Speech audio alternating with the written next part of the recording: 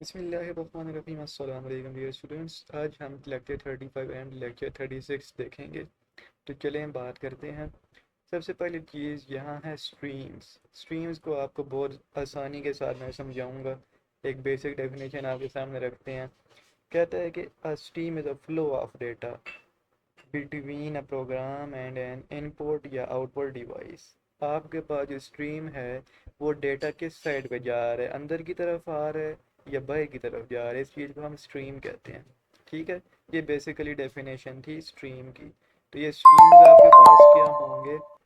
Streams आपके पास होंगे कि किधर से डेटा आपने लेना है अंदर कीबोर्ड के ज़रिए, तो वो आपके पास सी एन जो है वो इनपुट स्ट्रीम है, और सी आउट जो है जो इंसर्शन ऑपरेटर का इस्तेमाल करता है वो आउटपुट स्ट्रीम कहलाता है। ठीक, यहाँ पर मैंने डेफिनेशन जो देख की हुई है वो देख लेते हैं, अगर नहीं की हुई तो मैंने करवा दी। अब कहते हैं कि यहाँ दो टाइप्स है ना स्ट्रीम के, एक इनपुट और एक आउटपुट, जो मैं आपको बता चुका हूँ। ठीक है, इनपुट के लिए सी एन, करेक्टर इन या कंसोल इनपुट और कंसोल आउटपुट आप कह सकते हैं। ठीक, और उसके बाद जो प्योर सी है इसमें print F and scan F, जो आपके पास सी लैंग्वेज है। ठीक हो गया, तो ये थोड़ा सा फ़र्क है। प्रिंट एफ आप कोई भी चीज़ स्क्रीन में डिस्प्ले करवाने के लिए, तो ये आपके पास आउटपुट स्ट्रीम होगी, और स्कैन एफ आपके पास इनपुट लेने के लिए सी में होती है। आगे बढ़ते हैं। अब सोर्स एंड डेस्टिनेशन किसे कहते हैं? ठीक है, सोर्स आपके पास एक ऐसी जगह है जहाँ से डेटा आपने लिया होता है। जैसे अभी मैं कोई डेटा चाह रहा हूँ कोई रिसर्च करने के हवाले से, तो मेरी सोर्स के इंटरनेट जहाँ से मैं डेटा लूँगा, तो वो मेरे पास सोर्स है जिधर से मैं चीज़ हासिल कर रहा हूँ। डेस्टिनेशन फाइनल जो मुझे चीज़ मिली उसके मुताबिक जो मैं लिखना चाह रहा हूँ या उसके मुताबिक जो मैं आउटपुट करना चाह रहा हूँ। अब यहाँ हमारे पास सोर्स और ये डेस्टिनेशन के ऐसे बात करते हैं। सोर्स का मतलब है कि एक ऐसी जगह जहाँ से डेटा आता है, जैसे कि कीबोर्ड से आपने इनपुट किया यूज़र का डेटा, वो आपके पास सोर्स स्ट्रीम कहलाता है। डेस्टिनेशन जो स्क्रीन की तरफ जा रहा है, जो उसकी फाइनल डेस्टिनेशन है, वो आउटपुट डिवाइस जो कि मॉनिटर है या कंसोल स्क्रीन है, तो वो आपके पास डेस्टिनेशन स्ट्रीम कहलाता है। तो ये बात थी सोर्स एंड डेस्टिनेशन की। आई होप सो कि आपको बात समझ आ गई। अब इसमें बात की हुई है कि every stream has an associated source and destination. कोई भी स्ट्रीम ऐसा नहीं है जिसके पास सोर्स या डेस्टिनेशन ना हो। हर स्ट्रीम के पास ये चीज़ बुनियादी तौर पे होती है। ठीक है, अब मैंने एक प्रोग्राम करके दिखाया हुआ है कि स्ट्रीम इंसर्शन ऑपरेटर को किस तरीके से इस्तेमाल करते हैं। आपको यहाँ से भी समझा देता हूँ और करके भी दिखा देता हूँ, समझिएगा। कहता है कि इसमें इंटीजर एक्स वाई लिए जब भी हमें यूज़र से वैल्यू इनपुट करनी होती है, सबसे पहले हम उससे स्क्रीन पे कोई चीज़ डिस्प्ले करवाते हैं, जिसकी बुनियाद के ऊपर हम इनपुट लेते हैं किसी भी वेरिएबल में। कहते हैं इंटर टू इंटीजर्स, फिर character in x and y दोनों से ले लिया, दो इंटीजर उसने इनपुट कर दिए वेरिएबल एक्स एंड वाई में। अब कहता है एक्स और वाई को आउटपुट करके कि क्या एक्स बराबर है वाई के। ठीक है, टर्नरी ऑपरेटर के साथ इज़ और इज़ नॉट।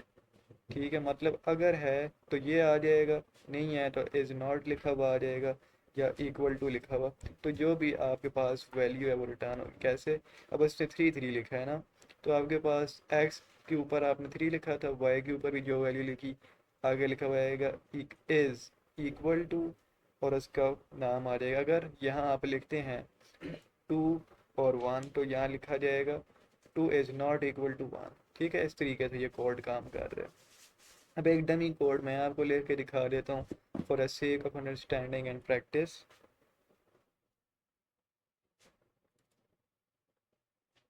ऑल राइट, हम एक न्यू फाइल क्रिएट कर लेते हैं, जिसे मैं सेव कर देता हूँ पहले तो। इस लेक्चर का नाम लेक्चर 35 टू लेक्चर 36 है। इसमें ज़्यादातर थ्योरी होने वाली है, इसलिए आप लोगों ने टेंशन नहीं लेनी। जहाँ पर कोड की ज़रूरत पड़ेगी वहाँ पर मैं कोडिंग करवाऊँगा, जहाँ थ्योरी की बात होगी वहाँ थ्योरेटिकल बातें करेंगे। हाँ ठीक है, बेसिकली आप क्या करते थे, इंक्लूड करते थे आईओ स्ट्रीम। ठीक है, नॉर्मल जो आप करते हैं। फिर आप क्या इंक्लूड करते हैं, अगर आपने गेट करेक्टर से किसी जगह पर रुकवाना है अपने कंसोल को, कर लेते हैं जी इंक्लूड टोनियो डॉट एच, ठीक है। इसके बाद यूजिंग नेम स्पेस की आप लाइब्रेरी लिखते थे स्टैंडर्ड के साथ, और इसके बाद आपका मेन फंक्शन स्टार्ट हो जाता था। डिपेंड करता है अगर आप ना भी लिखें, ठीक है। अब इसमें आपके पास पैरेंथेसिस खोल जाएंगी। अब यहाँ पर जो हमारे पास डमी प्रोग्राम है, सबसे पहले एक वेरिएबल हमने डिक्लेयर कर दिया, अभी हमने इसे इनिशियलाइज नहीं किया। डिक्लेयर कहते हैं वेरिएबल को क्रिएट करना।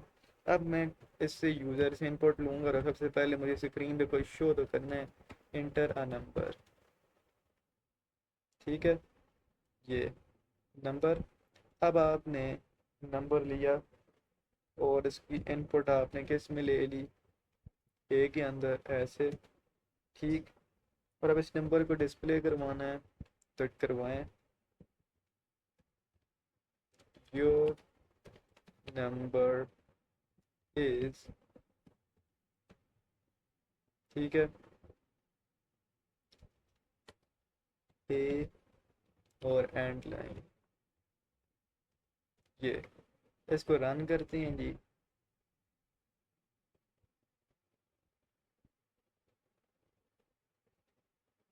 जी डियर स्टूडेंट्स, ये आपके पास नंबर मांग रहे, लेट्स से कि मैं 12 इनपुट करता हूँ, your number is equal to 12, तो आपके पास आपकी नंबर की आउटपुट आ गई। तो ये बेसिकली उन्होंने बात समझाई हुई है कि किस तरीके से हम करते हैं, ठीक है। आई होप सो कि इस प्रोग्राम की भी आपको समझ आ गई जो मैंने करवाया उसकी भी। अब फॉर्मेटेड इनपुट एंड आउटपुट से क्या मुराद है।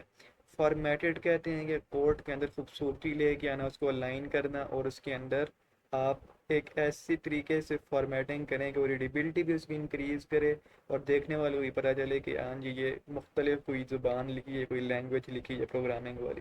फॉर्मेटिंग से ये मुराद है। इनपुट एंड आउटपुट के उसने कुछ तरीके बताए हुए हैं कि आप किस तरीके से करते हैं। सबसे पहले उसने cin.get वाला बताया हुआ है। इन फंक्शन को हम बारी बारी देख लेते हैं, ठीक है। लेट्स सी कितने हमारे पास पड़े हुए हैं। इधर मैं लेके जाता हूँ इसको नीचे, ठीक है।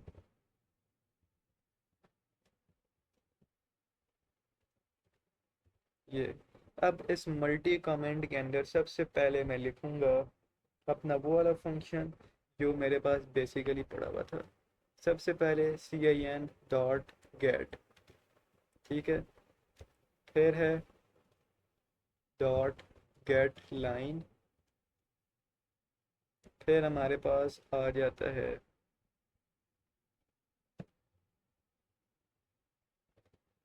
डॉट राइट और cin डॉट रीड, ठीक हो गया। अब जो cin.get है, ये सिर्फ एक करेक्टर अगर आपने डिस्प्ले करवाना है, सिंगल करेक्टर के लिए आप कंसोल इनपुट डॉट गेट करते हैं। लेकिन जब आपने स्पेसेस भी इंक्लूड करवानी है और एवरीथिंग इंक्लूड करवानी है ना, तो आप cin.get लाइन करते हैं। रीड के लिए भी है और राइट के लिए भी। अच्छा, रीड के लिए अगर आपने एक एरे बनाई है 15 डिजिट्स की बनाई है या 20 कह लें, या स्ट्रिंग आपने लेके एक एरे बनाई है कि 10, उसके अंदर आप स्ट्रिंग वैल्यू को कंसिडर कर रहे हैं, तो अब आपने लाजमी वो 20 के 20 उसके अंदर लिखने हैं। अदरवाइज इसने आपको एरर देना है, जब तक आप वो 20 करेक्टर पूरे नहीं कर लेंगे तो आप आगे नहीं बढ़ सकते, ये कि इसकी डिसएडवांटेज है, ठीक है। सेम गोज़ फॉर दिस, ये जो राइट वाला है, जो फंक्शनैलिटी आपके पास ये एंड डॉट गेट लाइन ये वन होने से भी आप परफॉर्म कर सकते हैं। चलें, लेट्स मूव अहेड और इसको देख लेते हैं।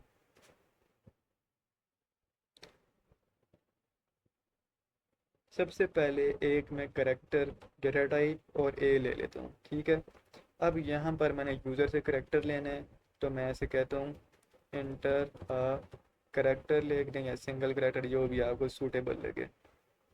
अब इसको cin.get इनटू ए में कर दें और इसको आप डिस्प्ले भी करके दिखा दें, योर कैरेक्टर यू टाइप, या यू टाइप की जगह यू इनपुट लेकिन वो ज़्यादा बेहतर रहेगा, ठीक है। ऐसे रन करिए इसको। कहते हैं inter a character, let's write a character S your character you input, ये आपके पास, ठीक है। तो इस फंक्शन को हम इस तरीके से करते हैं। अब नेक्स्ट जो हमारे पास फंक्शन है वो हमारे पास गेट लाइन वाला है, कैरेक्टर, ठीक है। दोबारा से मैं ए ई की एग्जांपल लूँगा, सी आउट करूँगा, enter your full name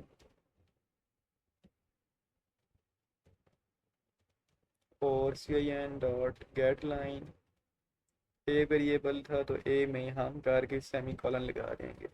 out करके भी देख लेते हैं, your name, your full name,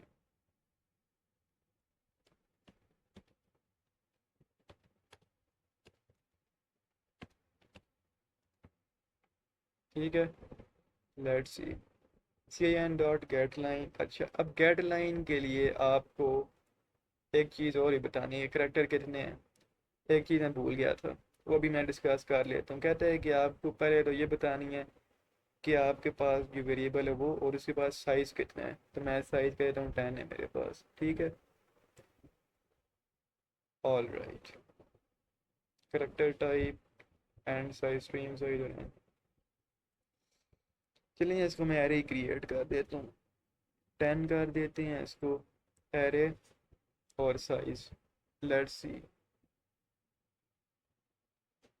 interior full ने, अब मैं अपना फुल नाम लिखने लगा हूँ इंक्लूडिंग स्पेस। लेट्स सी कि वो इसी तरीके से लिखेगा। ओके, मुझे नहीं पता उसने क्यों ऐसे किया। इस एंड लाइन अगर मैं ख़त्म कर दूँ,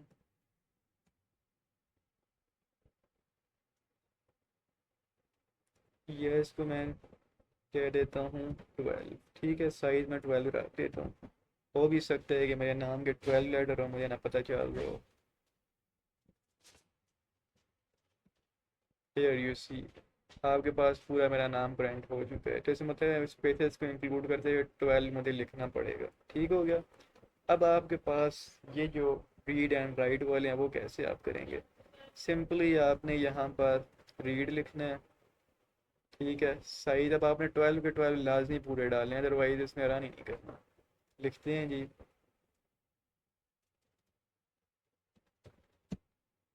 आपके सामने है। और इसी को अगर मैं राइट करूँ,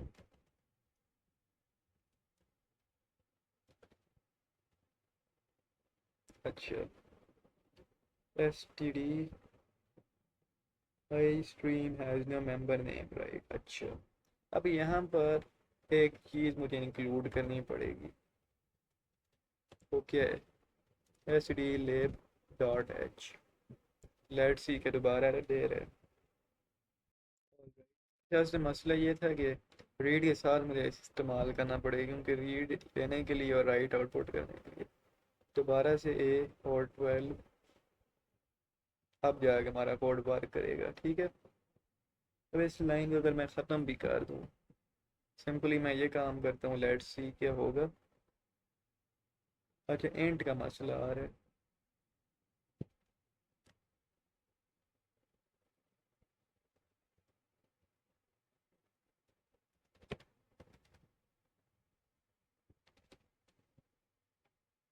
अब इसको रन करके देखते हैं जी, क्या कहते हैं, and main actually I stream has no member. All right, वापस आ रहे हैं कोड की तरफ। तो जो हमारे पास एरर आ रहा था वो थोड़ा इंटेंटेशन का एरर था, ठीक है। अब ये वाला जो मसला है ये नहीं आने वाला। अब आप इसे रन करेंगे तो आपके पास रन हो जाएगा। अब वो रीड भी कर रहे हैं और राइट भी कर रहे हैं, ये देखें। अगर आप इसको ख़त्म कर दें तो क्या होगा, वो भी आपको मैं करके दिखाता हूँ।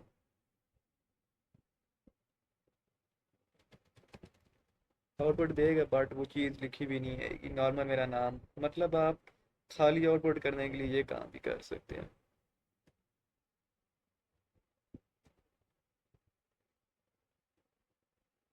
ऑल राइट, ये जो मेरे पास इस तरह का कर्सर हुआ है ना, ये इंसर्ट दबाने से हुआ है, मुझे खुद नहीं पता चला। वैसे ये तो गलती से मैंने दबाया तो इस तरह का हुआ।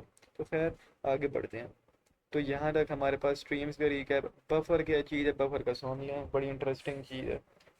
बफर कहते हैं कि आपके पास एक टेम्परेरी जगह होती है, ठीक है, जिधर आपका डाटा थोड़ी देर के लिए स्टोर हो जाता है। जब वहाँ से उसको कॉल किया जाता है या उसको ज़रूरत पड़ती है प्रोग्राम को, तो वहाँ से ले जाते हैं। ये बफर है बेसिकली। कहते हैं buffer input means stored data is stored first in a temporary memory area before the program reads it।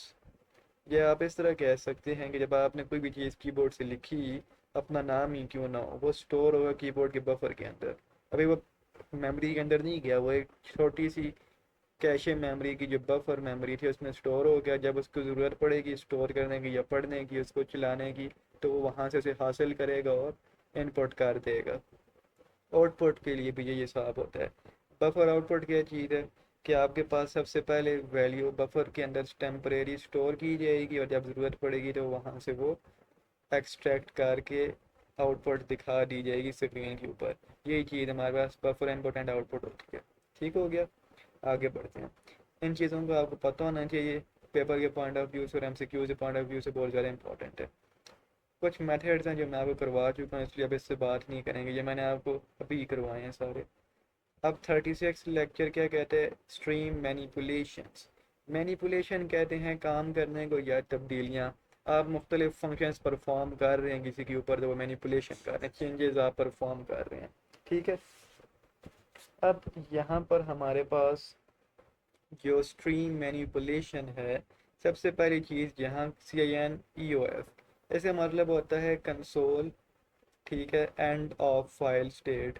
State end of file बोलें या एंड ऑफ फाइल स्टेट बोलें, उसी तरीके से है। ठीक है, ये वो रिटर्न करेगी कि आपकी जो फाइल है उसकी इस वक्त हालत क्या है, वो किस स्टेट में है, ऑन स्टेट में मौजूद है, ऑफ में। इस तरीके से आप इसको चेक कर सकते हैं। बिट रिप्रेजेंट होती है, 1 हुई तो वो उसकी ऑन स्टेट होगी, और 0 बिट हुई तो 0 स्टेट का मतलब है कि वो ऑफ स्टेट के अंदर मौजूद है। फिर CIN.bat क्या करता है, लिखा हुआ नहीं है इधर इन्होंने। अच्छा, CIN.bat कहता है कि अगर कोई ऑपरेशन आपके प्रोग्राम के अंदर एरर जनरेट कर रहा है या कोई उससे मसला आ चुका है, उसे चेक करने के लिए कोई वैल्यू रिटर्न करेगा। अगर मसला होता है तो 1 वैल्यू रिटर्न होगी, मसला नहीं होता तो 0 वैल्यू रिटर्न होगी। ठीक है,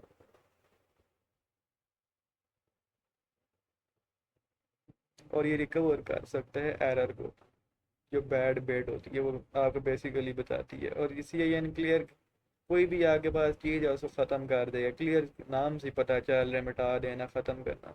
अब मैनिपुलेटर्स आपके पास आ गए हैं।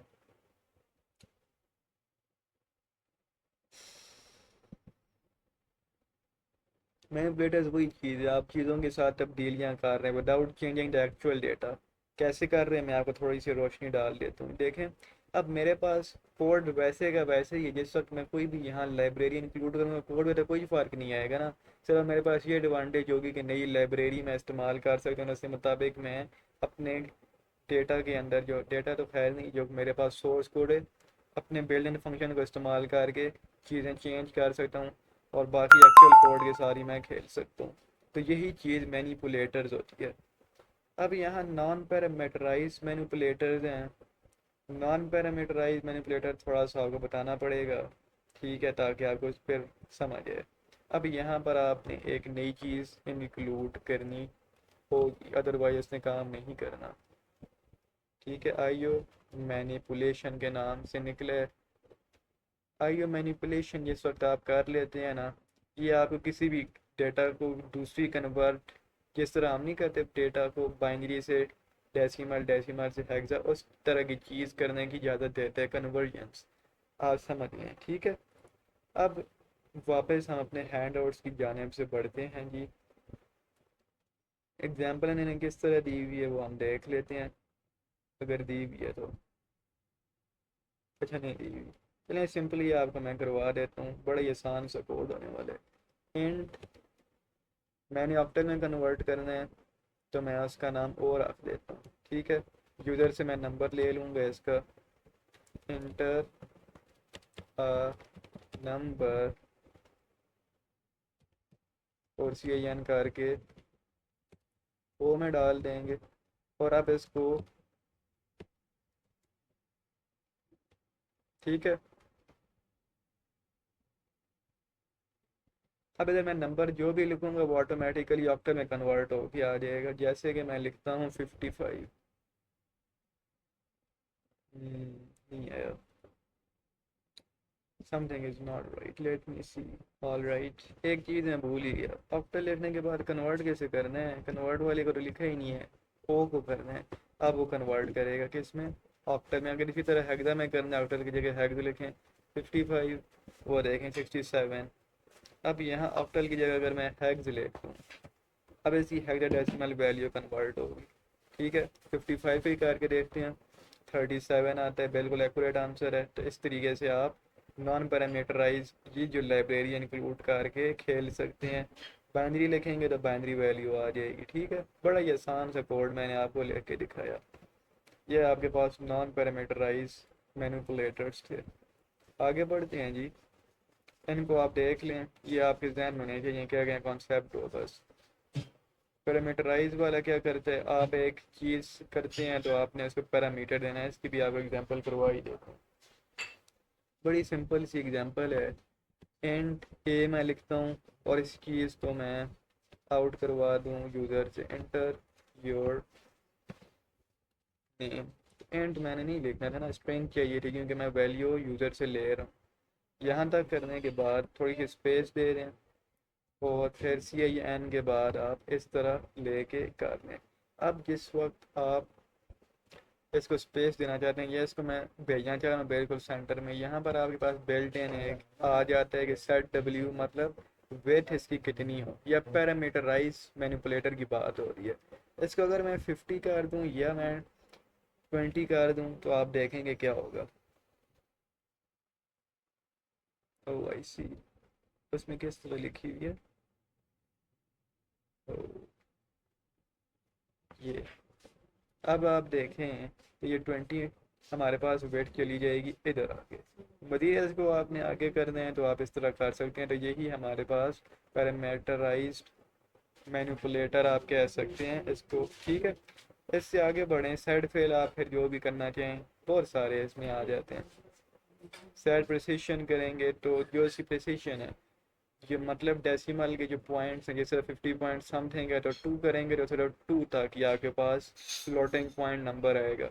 यह सपोज करें आपके पास नंबर था 50.213, 2 किया तो 50.2 तक आपके पास प्रिसिशन आ जाएगी, 13 इग्नोर हो जाएगा। 3 तक चाहिए तो आपको 4 करना पड़ेगा, तब ये पूरा नंबर मिलेगा। 1 तक चाहिए तो 3, ये बात हुई है। ठीक है, बहुत सारे ऐसे इसमें बिल्ट इन हमारे पास फंक्शन है जिनके नाम से हमें पता चल जाता है क्या हो रहा है। जिस तरह सेट प्रिसिशन 2 पाएगी तो पाएगा आप 3.142, आगे समथिंग होता है 3.1 एंड 4। बस ये दो यहाँ तक आपके पास वैल्यूज आ जाएंगी। आगे ये 4 टू इग्नोर हो जाएगा क्योंकि उसमें 2 लिखा है। ठीक है, तो ये इस तरीके से काम करते हैं। आगे बढ़ें। ये वही चीज़ है, इसको आप अच्छे तरीके से पढ़ लें। ये फॉर्मेट आपको पता होना चाहिए कि ये जितने भी इंटरनल फंक्शन हैं ये क्या क्या करते हैं, उनके क्या फ़ायदे हैं। ठीक हो गया। फॉर्मेटिंग मैनिपुलेटर्स मैं आपको बता चुका हूँ क्या होते हैं, लेकिन ये थोड़ी सी चेंज इसमें। अगर आपने किसी भी चीज़ को लेफ़्ट राइट, ठीक है, किस तरह आप डॉक्यूमेंट नहीं पढ़ा हुआ और खूबसूरत बनाते हैं, अलाइनमेंट उसकी करते हैं।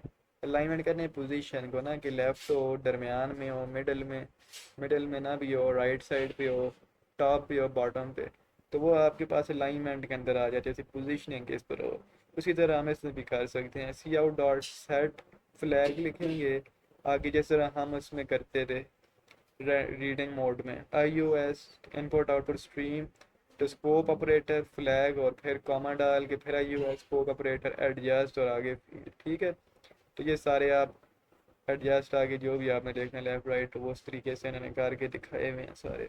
ठीक हो गया। तो इस तरीके से आप इनसे खेल सकते हैं, फॉर्मेटिंग इसके साथ कर सकते हैं, आगे पीछे लेके जाना चाहें तो ये सारी बातें हैं।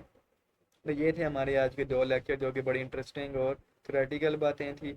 कि जो प्रैक्टिकल पोर्शन था वो मैंने आपको करवा दिया। अब ये एक्सरसाइज आप लोगों ने करनी है ताकि आपकी अच्छी से प्रैक्टिस हो, से अच्छी से पढ़ लें।